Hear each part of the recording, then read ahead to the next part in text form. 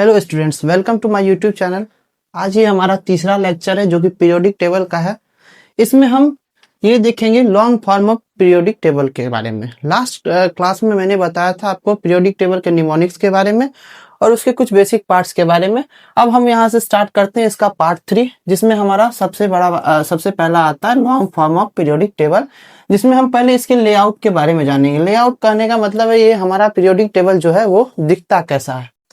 इसमें periodic table में हमारी 7 हॉरिजॉन्टल लाइन कुछ इस तरीके से रन करती है, जिसको हम पीरियड्स कहते हैं। 1 2 3 4 5 6 और 7 इस तरीके से चलने पर इसको हम पीरियड कहते हैं, जिसको हम n से डिनोट करेंगे। उसके बाद हमारे 18 वर्टिकल लाइंस होते हैं।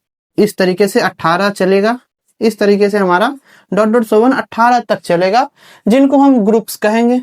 इसके बाद हमारे पीरियोडिक टेबल में जब हम इलेक्ट्रॉन्स को भरते हैं एटम के अंदर, तब यहाँ पर 4 ब्लॉक पाए जाते हैं, जिसको S, P, D और F कहा जाता है। जब हम पीरियोडिक टेबल को हम देखते हैं तो हमारा पीरियोडिक टेबल कुछ इस तरीके से दिखेगा।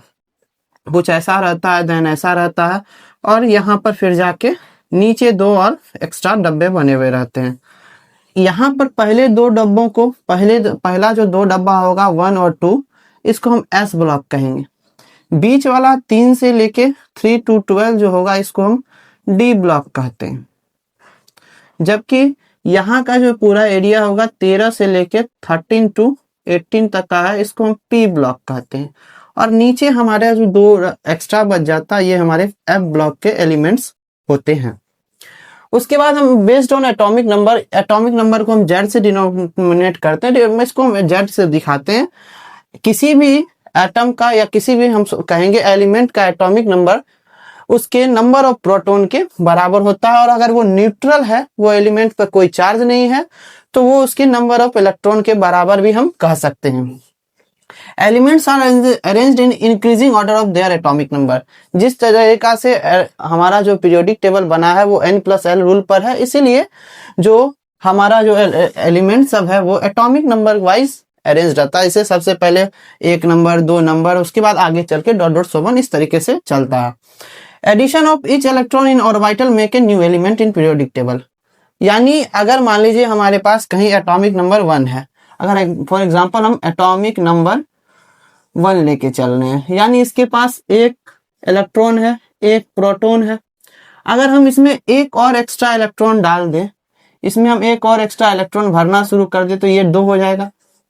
1 प्रोटॉन डाल देती ये भी 2 हो जाएगा। तो यानी इसके बाद अगला एलिमेंट बन गया हमारे पास। जैसे मान लीजिए ये हाइड्रोजन था, इसमें 1 इलेक्ट्रॉन 1 प्रोटॉन डाल दिए, तो ये हीलियम बन के हमारा तैयार हो जाता है। इस तरीका से हमारे पीरियोडिक टेबल को कंसिक्वेंस ऑफ इलेक्ट्रॉनिक कॉन्फ़िगरेशन के तौर पर हम बढ़ते, यानी इलेक्ट्रॉन भरते जाओ और पीरियोडिक टेबल को बनाते जाओ, जो कि n+l रूल से चलता है। आप इसको नोट कर लीजिए। नेक्स्ट आता है इसी का long term of periodic table. हम जब देख रहे थे, इसमें इसका फॉर्मूला वाला पार्ट आ रहा है हमारा, जिसमें हम एक तरफ पीरियड नंबर, दूसरी तरफ पीरियड की सब सेल को लेके चलते हैं। आप लोगों ने आज तक पढ़ा होगा इसको लंबा करके। मैं इसको इसी जो छोटे मास्टर फॉर्मूला को मैंने बताया था, NS n-2f n-1d np के तौर पर, उसको मैं शॉर्टकट में बताने जा रहा हूँ ताकि आपको याद करने में आसानी हो। कुछ चीजें आपको याद रखनी पड़ेगी क्योंकि ये इनऑर्गेनिक केमिस्ट्री है, यहाँ पर थोड़ी चीजें को याद रखना ही पड़ता है। आपको सबसे पहले जानना है कि S में सिर्फ हम जब देखेंगे फर्स्ट पीरियड में, तो यहाँ पर सिर्फ S होता है। इसके बाद हम जब देखेंगे सेकेंड में जाएंगे तो यहाँ SP, इसके बाद फिर से SP, फिर आता है हमारा SDP, फिर SDP, फिर SFDP, देन फिर SFDP। हमें बस इतना याद रखना है कि पहले में सिर्फ S, फिर 2 बार SP, फिर SDP 2 बार, फिर 2 बार SFDP, इस तरीका से। अब जब हम इस फॉर्मूले को देखते हैं, यहाँ पर लिखा NS, N मतलब हमें पता था कि पीरियड नंबर है, तो ये हो जाएगा 1S, 2S, 3S, 4S, 5S, 6S और 7S। इसके बाद जब हम n-2f देखते हैं तो यहाँ तो f है ही नहीं यहाँ पर, क्योंकि f ब्लॉक के एलिमेंट आते ही नहीं इन पीरियड्स में।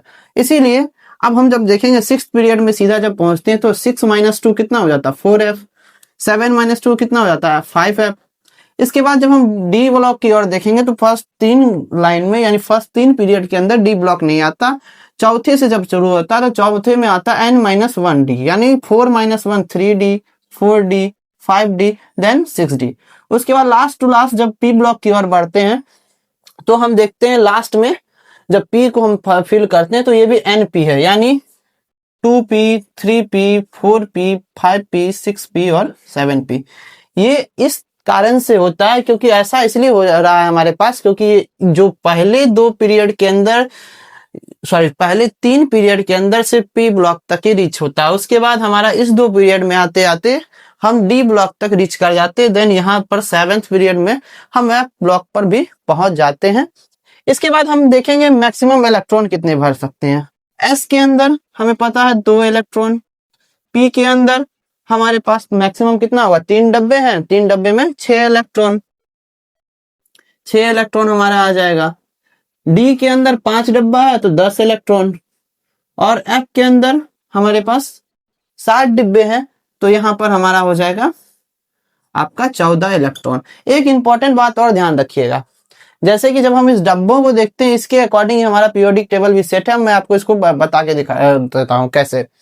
जब हम देखेंगे एफ के लिए तो इस एस के लिए तो 2 इलेक्ट्रॉन हम भर रहे हैं एक जगह, अरे 2 इलेक्ट्रॉन तो भर ही रहे हैं ना, तो इसके हिसाब से भी हम चल सकते हैं 7 × 2 बराबर 14 इलेक्ट्रॉन, इसके लिए चल रहे हैं। उसके बाद हम देखेंगे 6 × 6 बराबर 36 इलेक्ट्रॉन, देन 4 × 10 बराबर 40 electron, then 2 × 14 is equal to कितना 28 इलेक्ट्रॉन होता है। और टोटल को जब हम जोड़ने जाएंगे 14, 36, 40 और 28 को, तो ये हमारे पास पूरा पीरियोडिक टेबल का कैलकुलेशन आके तैयार हो जाता है।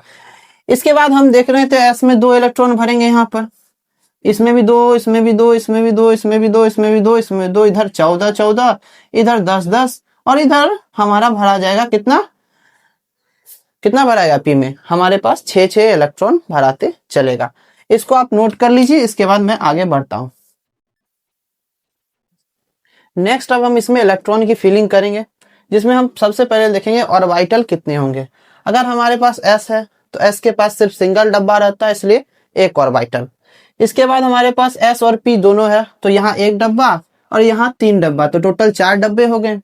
हमारे पास तीसरे पीरियड में जब आएंगे तो यहाँ पर भी एस है, यहाँ पर भी पी है, तो टोटल 1 + 3, यहाँ पर भी 4 डब्बे। यहाँ पर जब देखेंगे यहाँ भी एस है, डी है, पी है, तो एस के लिए 1, पी के लिए 3 और डी के लिए 5, टोटल 9 डब्बे।